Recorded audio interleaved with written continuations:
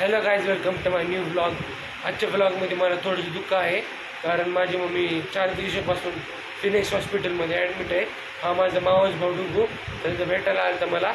तर आपण दोघं जाऊन फिनिक्स हॉस्पिटलमध्ये माझ्या मम्मीला भेटायला जाऊ. Hello guys, good morning. सकाळचे 7-11 झाले तर आम्ही सकाळी पहाटे 5 वाजता उठून मम्मीला भेटायला आलो होतं. तर मम्मीला आता नाश्ता आणायला जायचं होतं आणि मम्मीचा CT स्कॅनचे रिपोर्ट आले. मम्मी छातीत दुखत होतं ना, त्यामुळेच ती ॲडमिट होती आणि त्याचा रिपोर्ट आला आहे. तर मम्मीचा रिपोर्ट आला आहे, त्याच्यामध्ये मम्मी सगळं नॉर्मल आलं आहे. मम्मीला काही झालं नव्हतं, पण मम्मी खूप टेन्शन घेते ना, त्यामुळे मम्मीच्या छातीत दुखून त्रास व्हायला होता.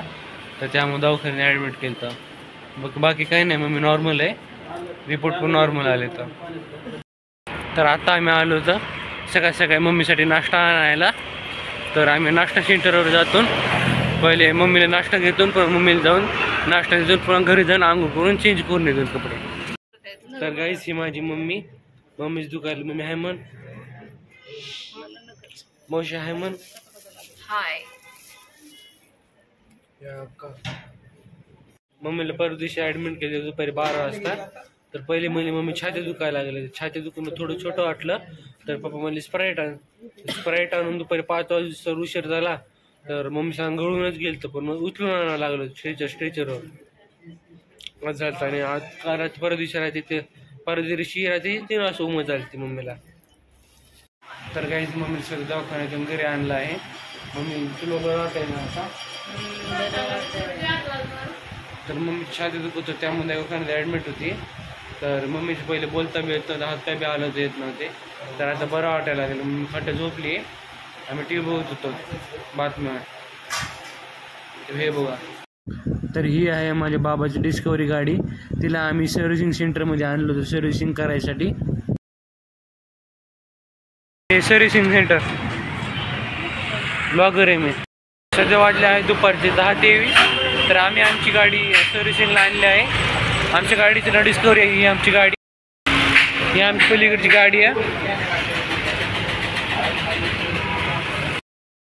गाडी सगळी उकलून काढायला लागली. तर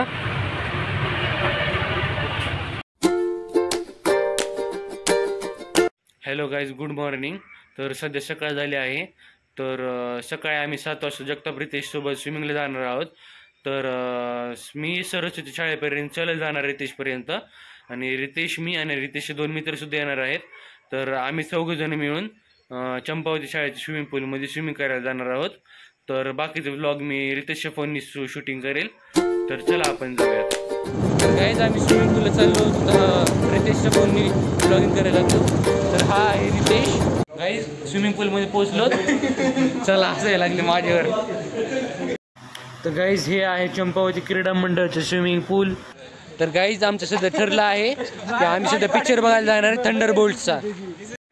गाईज, तर आम्ही सध्या पिक्चरला जाणार होतो, पण आजचा ब्लॉग मी इथेच एंड करतो.